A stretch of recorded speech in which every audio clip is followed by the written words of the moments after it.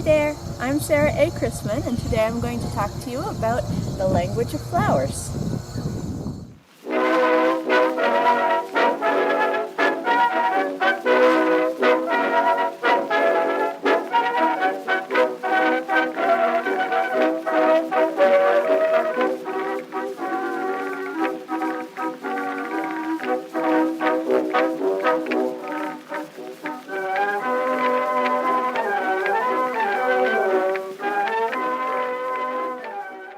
The tales of Chetzemoka make quite a bit of use of the language and sentiment of flowers.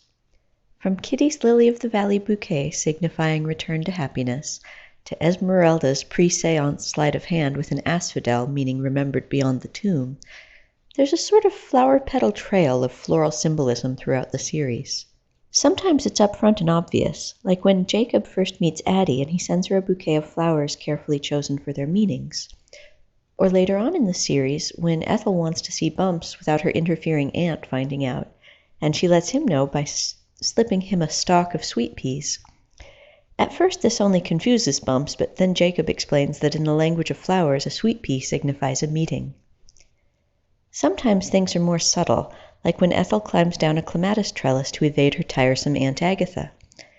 On a first reading, the clematis might just seem like a convenient plot device because sturdy wooden trellises make convenient ladders for nighttime excursions. But it's worth mentioning that clematis signify mental beauty, which is an excellent match for our lady scientist Ethel. The idea of plants having their own unique symbolism and significance goes back a very long time. Laurels were associated with glory and victory as far back as ancient Greece, when the winners of the early Olympic Games were crowned with laurels. We can also thank the ancient Greeks for carving acanthus leaves into the cultural consciousness of the Western world for all time. The leaves of acanthus appeared atop the Corinthian columns of the ancients and can still be seen in classically inspired architecture around the world. By Victorian times, the acanthus signified art itself. Shakespeare made great use of the language of flowers, writing lines that combined their symbolism with their practical aspects to create double entendres. For example, when Ophelia speaks of rosemary and rue, she comes right out and says that rosemary is for remembrance. But a knowing audience would recognize that on a practical level, rosemary and rue are both abortifacients, which adds a much deeper significance to Ophelia's behavior in the play. When the Americas were discovered and a wealth of flora and fauna was exchanged between the New and the Old World, the language of flowers had to add a lot of new vocabulary. Passion flowers, one of the most striking of the New World flora, signify devotion, and corn, one of the New World's most valuable plants, signifies riches and abundance. It's easy enough to remember that a red rose means I love you, or that a weeping willow signifies melancholy. But when it comes to the more obscure symbolisms like cucumbers for criticism, it's useful to have a guide to help keep track of things. In the Victorian era, lists of flowers and their significance were published on their own as little standalone volumes. They also appeared as chapters in gardening books, and they were also printed in compendiums of general knowledge. There could be some variation from list to list, so when people were using floral language to communicate, it was best for them to decide exactly which floral reference they were going to use to avoid miscommunication. The Language of Flowers Glossary, which appears as an appendix at the end of recent editions of First Wheel in Town, was reprinted from the 1891 Guide to Life, Hill's Manual of Social and Business Forms. A rather weighty tome which offers advice on everything from how to answer a personal ad to what to put on a tombstone. Its language of flowers is quite extensive.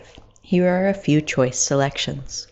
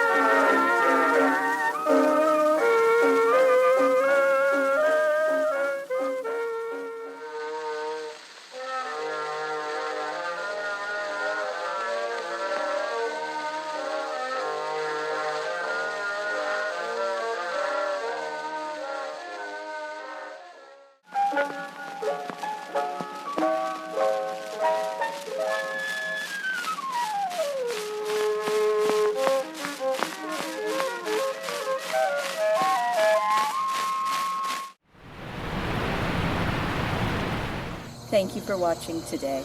I hope you enjoyed this video. If you did, remember to give it a nice thumbs up, and also remember to tell your friends about my books. Happy reading!